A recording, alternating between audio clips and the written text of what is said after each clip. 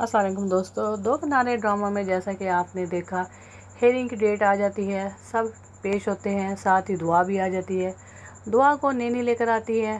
मावरा कहती है वलीद दुआ को मैं ले चलती हूँ, लेकिन वलीद कहता है कि नहीं, मैं दुआ को नैनी के साथ लेकर जाऊँगा, क्योंकि वो जानता है कोर्ट में हर उठने वाली उंगली मावरा की तरफ जाएगी, क्योंकि वो पहली हेयरिंग में ये सब कुछ देख चुका था कि मावरा के ऊपर इल्ज़ामात आ रहे हैं। और इस हेयरिंग में, इस पेशी में भी यही कुछ हुआ। मावरा की तरफ ही हाथ उठे हैं, क्योंकि दुर शहवार ने ये बात साबित की है कि वलीद ने शादी सिर्फ़ व सिर्फ मावरा को हासिल करने के लिए की है और मुझे तलाक सिर्फ मावरा की वजह से दी। ये बात साबित कर दी। और वलीद कहता रहा अपने लॉयर से, अपने वकील से कि कुछ बोलो नहीं, ऐसा नहीं। वकील खुद भी वलीद खुद उठकर बोलता है, मगर जज कह देता है कि नहीं, जब आपकी बारी आएगी तो आप बोलना।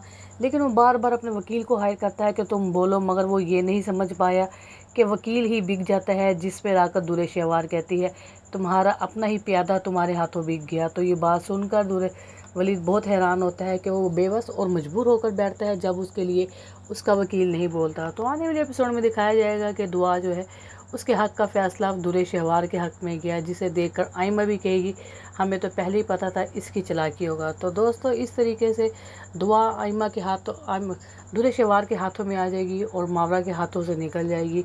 इसी में मावरा ने भी कहा हमें अपना बच्चा प्लान करना चाहिए, मगर वलीद ने कहा कि नहीं, मुझे डर लगता है जैसे दुर शहवार अपनी माँ छोड़कर चली गई दुआ को, मैं नहीं चाहता कि कोई और औलाद मैं इस तरीके से पालूं। जिस पर मावरा कहती कि वलीद, तुम्हें अभी भी क्या यकीन नहीं आया दुर शहवार और मेरे ऊपर? ये बात कहकर और वो सुनकर खामोश हो जाते हैं और दोनों चले जाते हैं। तो दोस्तों, आने वाले एपिसोड में और क्या दिखाया जाएगा वो सब आपके साथ बातें शेयर करेंगे। लेकिन आइमा जैसी घर आती है, आइमा के साथ बहुत अच्छा सलूक किया जाता है। इतने में दुर शहवार को ये बात पता चल जाती है कि आइमा के साथ किस तरीके से क्या बिहेवियर किया जा रहा है और वो घर वापस आ गई है।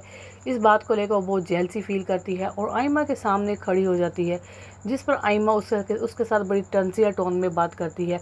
दुर शहवार को ये बात बहुत तकलीफ़ देती है कि आइमा किस तरह से उससे बात कर रही है और उसकी टोन किस तरीके से बदल गई है। इसी वजह से जैसे वो देखती है उसका भाई वापस आ रहा है, वो फ़ौरन से नीचे गिर जाती है दुर शहवार और अपनी साजिश में कामयाब हो जाती है। अपने भाई से कहती है मुझे आइमा ने धक्का दिया है, जिस पर आइमा कहती रहती है कि नहीं, मैंने धक्का नहीं दिया, ये खुद ही सब कुछ इसने किया है। लेकिन फातिमा ये सारी बातें समझती है कि उसकी बेटी के सारे मंसूबे हैं, वो किस तरीके से अपने भाई का घर ख़राब कर रही है, लेकिन अभी तक इसका भाई तैमूर ये बात समझ नहीं पाया। तो दोस्तों, आपको क्या लगता है? अपनी कीमती राय का इज़हार कीजिएगा।